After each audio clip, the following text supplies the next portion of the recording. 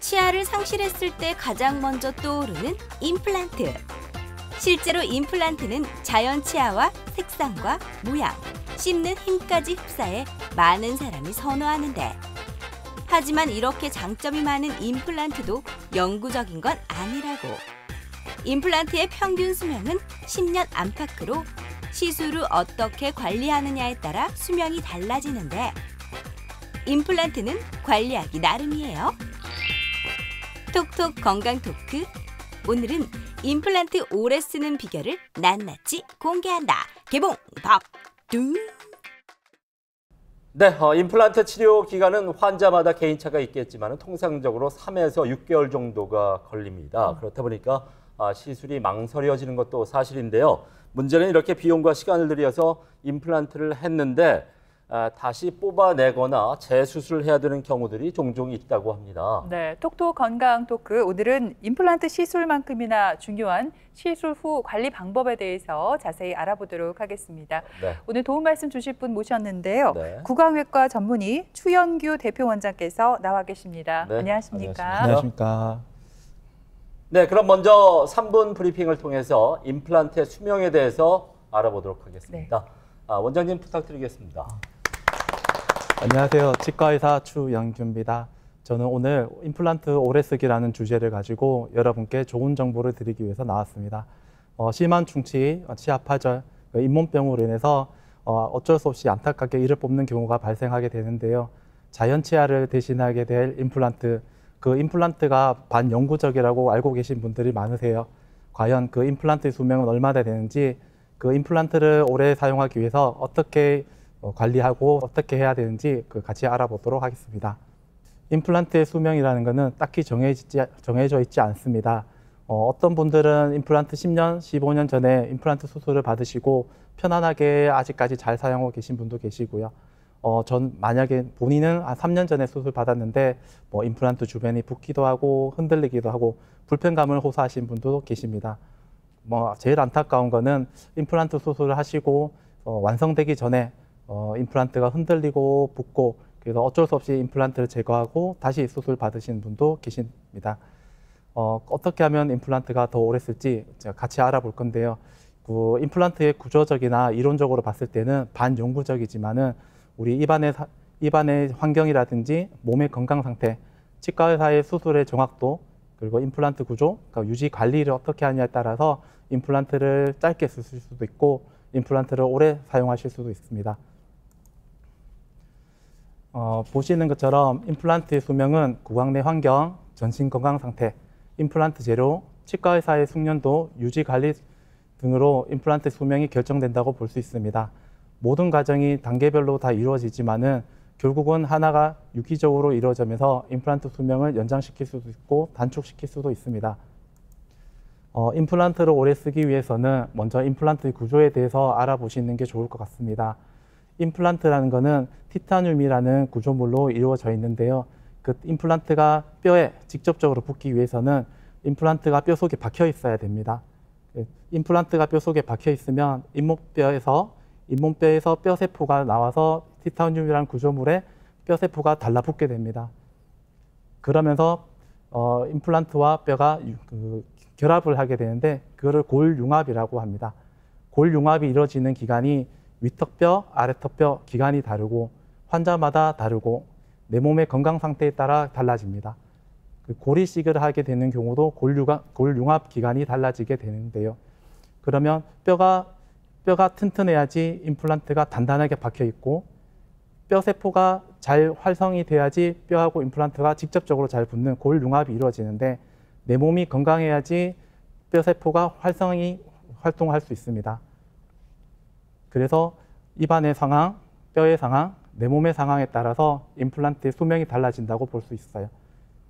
우리 피부 같은 경우도 뼈와 근육을 보호하듯이 잇몸뼈를 보호하는 것은 잇몸입니다. 사람마다 잇몸의 두께가 다르고요. 잇몸의 색깔도 다릅니다. 그래서 잇몸뼈가 건강하게 보호되기 위해서는 잇몸의 두께도 두꺼워야 되고 건강을 해야 됩니다. 임플란트 뿌리가 잇몸뼈에 단단히 고정되어 있는 상황에서 골융합이 어느 정도 이루어지면 치아 머리가 올라가게 되는데 치아 머리가 올라가면서 우리가 씹는 힘을 버티게 됩니다. 그 치아 머리가 씹는 힘을 버텨줘야 되는데 그 씹는 힘을 치아 뿌리까지 골고루 분산을 해주는 게 중요하다고 봅니다. 그래서 결론적으로는 임플란트가 잇몸뼈에 단단히 붙어 있어야 되고 그 치아 머리가 적절한 힘이 분산돼서 치아 뿌리 쪽, 임플란트 뿌리 쪽에 힘을 적절히 분산될 수 있도록 치아 머리가 설계되고 디자인돼야 된다고 봅니다. 임플란트를 오래 쓰기 위해서는 진단과 완성, 환자가 처음 치과에 방문하고 임플란트가 완성되는 모든 과정이 중요하다고 볼 수 있습니다. 진단 치료 계획을 정확하게 하고 원하는 방향대로 정확한 수술을 하셔야 되고 수술이 잘 이루어져 있다 하더라도 수술 후 주의사항을 환자분께서 꼭 잘 지켜주셔야지 임플란트가 실패 없이 잘 이루어질 수 있습니다. 임플란트 보철도 아까 말씀드린 것처럼 적절한 힘이 잘 분산될 수 있도록 설계되고 디자인되어 있어야 합니다. 임플란트 보철이 들어가고 나서도 주의사항, 환자분께서 너무 단단한 거 식사하시면은 초기에는 임플란트가 실패할 확률이 높으니까 처음에는 부드러운 식사 위주로 하셔야 되고 임플란트가 완성 다 되고 나서도 5년, 10년 오랫동안 사용하시려면 철저한 유지 관리가 중요하다고 볼 수 있습니다.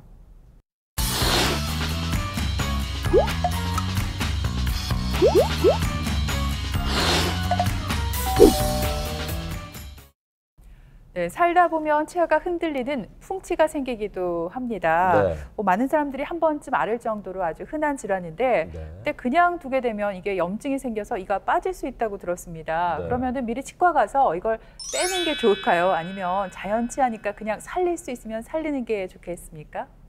네, 맞습니다. 자연치아가 소중하다는 것은 치과 의사뿐만 아니라 모든 분들이 다 알고 있는 사실입니다.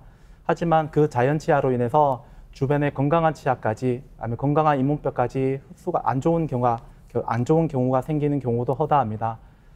일단 증례를 같이 보도록 하겠습니다. 이 환자분은 저희 치과에 처음 방문했을 때 저한테 하신 말씀이 모든 치아를 뽑고 틀니를 하고 싶다고 말씀하셨습니다. 그래서 제가 입안의 상황 보고 엑스레이를 보고 검진을 하고 진단을 내렸습니다. 이분이 이제 고민하셨는 게 이제 임플란트가 비용이 비싸다 보니까 모든 치아를 뽑고 임플란트 하게 되면 비용적인 부담이 커서 차라리 이를 다 뽑고 틀니를 하고 싶었다고 그렇게 결정을 하셨어요. 근데 더 이제 놀라운 사실은 이제 이분은 50대 여성분이었습니다. 아직 젊은 편 아닌가요? 네, 맞습니다. 그래서 여러분들이 상상해 보시면 50대 여성분이 좀 젊으신 축인데 그분이 이제 틀니를 사용하신다고 생각해 보시면 그 남은 여생 동안 얼마나 불편하게 사용하실 건지, 그리고 심리적으로 얼마나 좀 사회생활 하는데 많이 불편하실 건지 그게 상상이 되기 때문에 저도 진단을 하는 입장에서는 그런 환자 입안의 상황만뿐만 아니라 환자의 경제 상황, 그리고 환자의 현재 놓여져 있는 상황까지도 고민을 해야 되는 것도 사실입니다. 빨간색 그림을 보면 현재 잇몸뼈의 상태를 이제 볼 수 있습니다. 잇몸뼈가 많이 흡수된 양상이 보이시고요. 그 잇몸뼈가 흡수가 돼 있지만 그래도 치아 뿌리 주변으로 잇몸뼈가 단단하게 붙어 있는 경우, 잇몸뼈가 흡수돼 있지만은 식사하시는데 아프지 않는 경우는 잇몸 치료해서 살리기로 결정을 했습니다. 뿌리 밑에 염증이 있는 경우, 뿌리 밑에 염증이 있지만은 신경 치료해서 살리기로 결정을 했고요. 저 뿌리 밑에까지 뼈가 흡수돼 있는 경우는 어쩔 수 없이 치아를 발치를 하기로 결정을 했습니다. 이런 환자분이 오면 전체적으로 봤을 때 발치를 해야 될지, 신경치료해서 살려야 될지, 잇몸치료해서 살려야 될지를 고민하고 결정하고 환자분한테 설명해야 되는 게 저희 의무고 저희가 해야 되고, 그리고 정상적인 식사를 할 수 있도록 치료를 하는 게 저희가 해야 할 역할입니다. 오른쪽 사진을 보시면 이렇게 치료가 끝나고 3년이 지난 상황이라고 보시면 됩니다. 사진에서 보면 알 수 있다시피 임플란트는 5개를 식립했습니다. 나머지 치아는 잇몸 치료해서 현재까지 잘 유지되고 있으시고요. 뿌리 밑에 염증은 신경치료를 통해서 치아를 회복시키고 살렸습니다. 수술도 잘 된 경우도 있지만은 이 환자분의 경우는 본인의 철저한 구강 관리, 본인이 한번 안 좋은 경험을 했기 때문에 어려운 수술을 받고 철저한 구강 관리를 잘 지켜주셨기 때문에 3년 동안 잇몸 치료한 부위가 더 이상 잇몸 질환이 생기지 않고 잘 유지될 수 있었던 그런 상황이라고 볼 수 있습니다. 다른 케이스를 보겠습니다. 이분도 마찬가지 어금니, 아래쪽 어금니가 많이 붓고 흔들려서 내원하셨습니다. 제가 보기에는 뿌리 밑에 염증이 심각한 정도로 많았지만은 뿌리 주변에 감싸고 있는 잇몸뼈가 그래도 어느 정도 양호하다고 판단이 들었습니다. 신경치료하고 그 치아를 살리기로 결정을 했습니다. 빨간색으로 보이는 게 뿌리 밑에 염증 크기입니다. 치료 후에 그 염증 소견이 많이 줄어들었습니다. 예. 현재까지 잘 사용하고 계십니다. 다른 케이스입니다. 어금니가 붓고 아파서 이제 내원하신 환자분인데요. 이분 같은 경우는 뿌리 밑에까지 전체적으로 잇몸뼈가 흡수된 양상이 보입니다. 이런 경우는 가만히 두거나 염증이 계속 진행된다면 주변의 뼈가 더 많이 심각하게 흡수가 될 것입니다. 이를 뽑고 3개월, 4개월 지켜보면 자연적으로 잇몸뼈가 회복될 수 있습니다. 오른쪽의 사진은 잇몸뼈가 적절히 회복된 다음 임플란트가 수술이 잘 진행된 상황입니다. 이렇게 적절한 시기에 이를 뽑게 된다면 잇몸뼈가 자연스럽게 자연적으로 회복될 수 있습니다. 하지만 이 환자 같은 경우는 사진에서 보시다시피 까맣게 보이는 부분이 잇몸뼈가 흡수된 것을 볼 수 있는데요. 치아 뿌리가 뼈에 붙어 있지 않고 그냥 동 떠 있는 느낌이 듭니다. 이를 뽑고 3개월, 4개월, 6개월을 기다려도 뼈가 회복되지 않습니다. 어쩔 수 없이 잇몸뼈 이식을 하고 임플란트 수술을 진행을 했습니다. 물론 뼈 이식을 통해서 임플란트 수술을 완전히 이제 회복할 수는 있겠지만 그 기간과 비용, 환자가 겪게 되는 통증은 자연스럽게 회복되는 잇몸뼈에 수술하는 거와 비교할 수 없을 정도로 비용과 시간이 많이 듭니다. 네, 조금 전에 원장님께서도 말씀하셨지만 사실 임플란트는 비용 그리고 시간을 필요로 하는 시술이잖아요. 근데 한 지 얼마 안 돼서 말짱 도루묵이 돼버리면 정말 큰일입니다. 그렇기 때문에 이 시술을 잘 받는 게 정말 중요할 것 같은데 원장님 또 요즘에는 첨단 디지털 장비 덕분에 빠르고 안전하게 이 임플란트를 식립할 수 있게 됐다면서요? 네, 맞습니다.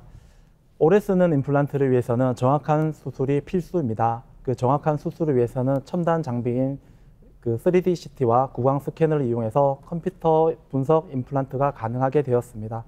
컴퓨터 분석 임플란트라는 것은 임플란트 수술을 직접 하기 전에 컴퓨터를 통해서 모의 수술을 진행할 수가 있습니다. 그 모의 수술을 토대로 내비게이션 스탠드 가이드라는 장비를 이용해서 직접 임플란트 수술에 이용하면 모의 수술과 똑같은 수술 결과를 직접 재현할 수 있습니다. 컴퓨터로 직접 디자인하고 모의 수술을 진행한 영상입니다. 3D CT를 통해서 환자 뼈 상태를 직접 분석하고 임플란트를 모의 수술을 진행합니다. 서지컬 가이드라는 장치물을 3D 프린트 통해서 출력한 다음 실제 수술할 때 이용하고 그 가이드를 토대로 임플란트 수술을 할 수 있습니다.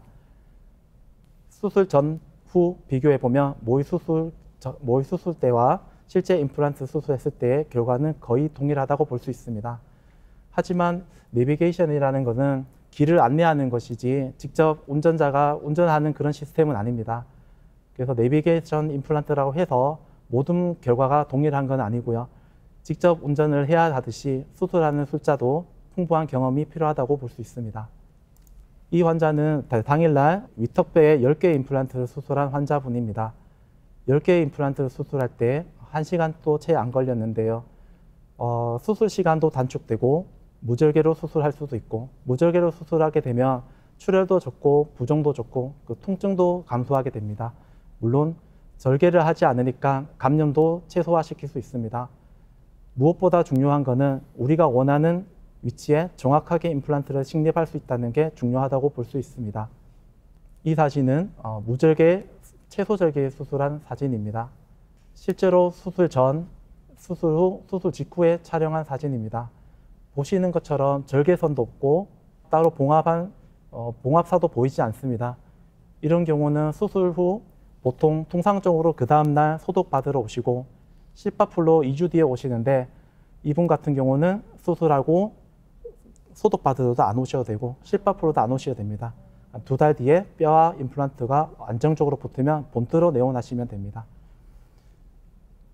그래서 아까 이제 질문하신 것처럼 뭐 첨단 장비를 이용해서 내비게이션 임플란트, 디지털 임플란트 통해서 정확한 위치에 우리가 원하는 곳에 임플란트 수술도 할 수 있는 것, 거기서 무절개, 채소절개를 진행할 수 있습니다. 무절개, 채소절개의 또 다른 장점은 어르신들, 나이가 많은 어르신분들, 당뇨나 혈압 있으신 분들은 아무래도 감염에 취약하기 때문에 절개선이 없으면 감염률을 낮출 수 있습니다. 거기에 대한 장점도 충분히 있다고 볼 수 있습니다. 임플란트 수술까지 정확하게 잘 이루어졌다 하더라도 환자분께서 수술 후 주의사항을 꼭 지켜주셔야지 임플란트를 오래 사용하실 수 있습니다. 임플란트 수술이 끝난 상황은 나사못이 나무판에 박혀있는 상황이라고 보실 수 있습니다. 그 반대로 돌리거나 우리가 힘을 줘서 흔들면은 임플란트가 빠질 수 있는 상황이라고 보실 수 있는데요. 임플란트는 티타늄이라는 구조물로 이루어져 있고 뼈세포가 뼈에서 나와서 티타늄 구조물과 충분히 붙는 시간이 필요합니다. 위턱뼈 상악이라고 하는데 상악은 보통 3, 4개월 정도의 시간이 소요되고요. 하악, 아래턱뼈 같은 경우는 보통 2달의 시간이 소요돼야지 적당한 융합이 이루어진다고 볼 수 있습니다. 하지만 완전히 융합이 되는 시간은 6개월에서 1년 정도 많은 시간이 걸린다고 볼 수 있습니다. 그렇다면 융합이 되지 않는 상태에서 염증이나 감염이 발생한다면 임플란트가 실패가 될 것이고요. 붙지 않는 상태에서 원치 않는 힘이 발생한다면 임플란트가 흔들리고 빠지게 될 것입니다. 술, 담배는 염증을 유발하는 원인 중에 하나입니다. 혀로 민다거나 본인도 모르게 덩어리 큰 음식을 씹게 된다거나 아니면 수술하고 났을 때 그 허전함 때문에 이렇게 빠는 경우가 있는데 그를 빠는 경우도 임플란트에 원치 않는 힘을 주게 되는 것입니다. 뼈가 붙기 전에 임플란트에 부적절한 힘이 가해진다면 임플란트는 실패할 수가 있습니다. 힘들게 식립한 임플란트를 아무 문제 없이 잘 사용하면 굉장히 좋겠지만 또 이게 간혹 흔들리는 경우가 있어요. 이럴 때는 원장님, 이 수술한 임플란트를 다시 제거하고 나서 다시 또 재수술을 해야 되나요? 이거 참 아찔한데요? 네, 맞습니다. 얼마 전에 수술받은 임플란트가 흔들려서 내원하시는 경우도 있습니다. 수술받고 났는데 입안에서 뭐가 나왔어? 라고 이제 들고 오시는 경우가 있는데요. 실제로 보면 그거는 임플란트 자체보다는 잇몸을 보호하기 위한 위에 구조물이 흔들려서 빠져서 오는 경우가 대부분이라고 보실 수 있습니다. 그 구조물은 잇몸을 보호하는 거고 나중에 치아 머리가 들어가는 나사산을 보호하는 구조물이기 때문에 빠진다고 해서 너무 걱정하실 필요 없으시고 그렇다 해서 빠진 채로 두지 마시고 빠른 시일 내에 치과에 오셔가지고 나사를 다시 쪼아주면 됩니다. 하지만 임플란트 자체가 흔들리는 경우도 간혹 있습니다. 드물게 있기 때문에 그런 경우는 다시 수술해야 됩니다. 임플란트의 수술만큼이나 중요한 것이 임플란트 크라운이라고 볼 수 있습니다. 임플란트 크라운은 정확한 힘 분산을 위해 설계하고 제작되어야 합니다. 환자분마다 잇몸의 형태도 다르고 주변 치아도 위치랑 크기도 다 다르기 때문에 맞춤형 지대주라고 맞춤형 보철물이라고 따로 설계해서 제작을 하기도 합니다. 올바른 크라운이나 올바른 지대주가 형성된다면 임플란트 주변의 잇몸도 건강하게 유지될 수 있습니다. 요즘 임플란트 보철은 과거에 인상제, 물컹한 인상제가 사용하진 않고 컴퓨터로 촬영해서 제작을 하게 됩니다. 컴퓨터로 디자인하고 컴퓨터로 제작하고 컴퓨터로 만들기 때문에 개인 입에 맞는 맞춤형 지대주와 맞춤형 크라운 머리를 만들 수 있습니다. 물론 직접 인상 뜨는 것보다는 오차가 적고 더 정확하다고 볼 수 있습니다. 임플란트 보철이 끝나고 나면 이제 임플란트가 거의 다 완성됐다고 볼 수 있는데요. 끝까지 환자분께서 지켜주셔야 될 게 또 있습니다. 아까 전에 말씀드린 것처럼 골융합이 이루어지는 데는 6개월, 1년 정도가 최종적으로 걸린다고 했는데 그 기간 동안은 부드러운 음식을 드셔야 되고요. 임플란트 보철물은 자연 치아와 크기와 형태가 구조적으로 조금씩 다릅니다. 그리고 임플란트는 뼈와 직접적으로 붙어 있기 때문에 씹는 느낌, 감각이 자연 치아보다는 떨어진다고 볼 수 있습니다. 어떤 환자분은 씹었을 때 내 치아가 아닌 것 같아, 씹는 느낌이 좀 덜 씹히는 것 같다라고 느껴질 수 있는데요. 임플란트와 뼈가 직접적으로 붙어 있으면 그 감각이 둔하기 때문에 그렇게 느껴지실 수도 있습니다. 그리고 수술받은 임플란트에 맞물리는 반대 치아는 오랫동안 기능을 하지 않았기 때문에 처음 이가 맞물리고 기능을 하게 되면 불편감이 느껴질 수 있습니다. 그리고 치아가 없는 상태면 뺨이나 혀가 쏙 밀려 들어옵니다. 치아가 들어가게 되면 그 뺨이나 혀가 씹히는 증상이 발생하는데요. 그런 증상들은 처음에 이제 적응 기간을 거치면 대부분 다 괜찮아지십니다. 그런 불편감은 임플란트 실패에 영향을 끼치지 않는 불편감이기 때문에 너무 걱정 안 하셔도 됩니다. 임플란트는 충치는 생기진 않지만 자연치보다 잇몸병에 약하다고들 합니다. 그래서 자연치아보다는 치실, 치간칫솔, 다른 구강 위생 장비를 이용해서 충분히 관리를 하셔야 됩니다. 임플란트는 구조적으로 수직적인 힘, 상하로 씹히는 힘에는 강하지만은 좌우로 비트는 힘, 좌우로 모는 힘에 대해서는 약합니다. 그래서 식사를 하실 때는 수직적으로 바르게 씹는 게 중요하고 좌우로 비트는 힘은 가급적 피하시는 게 좋습니다. 좌우로 비트는 힘은 씹었을 때 좌우로 비트는 힘, 이를 가는 거, 이를 악무는 습관은 자기 치아뿐만 아니라 임플란트를 수명을 단축시키는 안 좋은 습관입니다. 그런 습관을 혹시 가지고 계신다면 고치시는 게 좋습니다. 그리고 연 2회 아무런 불편감이 없다 하시더라도 꼭 치과에 방문하셔가지고 전문가의 관리를 받는 게 좋습니다. 네, 임플란트가 자연 치아를 대체하는 가장 좋은 치료 방법이면 분명하지만은 원래 갖고 있던 치아보다는 조금 잇몸병에 약한 만큼 관리를 잘 할 필요가 있겠습니다. 원장님, 그렇다면은 임플란트 시술 받은 다음에 어떤 증상들이 나타나면은 빨리 치과를 가봐야 될까요? 네, 대개들 임플란트 사용하고 나서 이제 나타날 수 있는 증상들을 이제 말씀해 드리겠습니다. 임플란트를 시술하고 나서 잇몸이 자주 붓고 피가 난다. 그런 경우는 크게 아프지 않더라도 치과에 꼭 방문하시길 권장드립니다. 그리고 잇몸이 붓고 피가 나지도 않는데 임플란트가 흔들리는 느낌이 든다라고 하셔도 치과에 방문하셔야 되고요. 붓고 아프지도 않고 흔들리지도 않는데 씹을 때도 아프다라고 하면 치과에 꼭 방문하셔야 됩니다. 세 가지 중에 한 가지라도 해당되는 경우는 치과에 꼭 방문하시기를 권장드립니다. 우리가 임플란트가 불편한 것은 크게 두 가지로 볼 수 있습니다. 임플란트 구조 자체가 문제가 생기는 경우, 임플란트 주변에 문제가 생기는 경우를 볼 수 있는데요. 임플란트 구조는 임플란트 뿌리가 있고 그 임플란트 가운데 지대주 있고 그 위에 치아 머리가 있습니다. 그 세 가지 파트는 다 각각의 나사로 연결되어 있습니다. 아까 제가 말씀드린 것처럼 임플란트는 수직적인 힘에 강하고 측방력, 옆으로 비트는 힘에 약하다고 말씀드렸는데요. 측방력에 약한 이유는 나사로 연결되어 있기 때문에 그렇습니다. 모든 구조물, 모든 기계도 그렇지만 나사로 연결되어 있는 경우는 오랫동안 사용하면 나사가 풀리는 현상이 발생합니다. 수직적인 힘에는 나사가 덜 풀리지만 옆으로 비트는 힘은 나사가 풀리는 현상이 자주 발생할 수 있습니다. 초기에 나사가 풀린 경우는 임플란트가 흔들린다고 느껴질 수 있는데요. 그런 경우는 간단하게 저희가 나사를 쪼아주면 해결할 수 있습니다. 하지만 나사가 풀린 상태에서 오랫동안 방치해 둔다면 나사가 부러지기도 하고 임플란트 구조물이 부러지고 찢어질 수가 있습니다. 임플란트 구조물 자체가 금이 가거나 부러지는 경우는 임플란트를 다시 수술해야 되는 그런 안타까운 현상도 생길 수 있습니다. 임플란트 자체의 구조물에 불편감이 생길 수도 있고 임플란트 주변에 주변 조직이 불편감이 생길 수 있는데요. 임플란트는 아까 말씀드린 것처럼 뼈하고 직접적으로 붙어 있기 때문에 임플란트 주변에 신경이라는 조직이 없습니다. 초반에 불편할 때는 본인이 스스로 인지하기가 어렵다고 볼 수 있는데요. 초반에 잇몸이 부을 때는 간단한 스케일링이라든지 간단한 잇몸 치료를 통해서 다시 예방적으로 건강하게 회복을 할 수 있습니다. 하지만 중증도 이상의 잇몸뼈가 흡수되어 있는 경우는 임플란트 주변을 잇몸 수술해야 되는 경우 있고요. 너무 심한 경우에 임플란트 뼈가 파괴되어 있다라고 하는 경우는 임플란트를 제거를 하고 뼈 이식을 동반한 재수술을 필요하기도 합니다.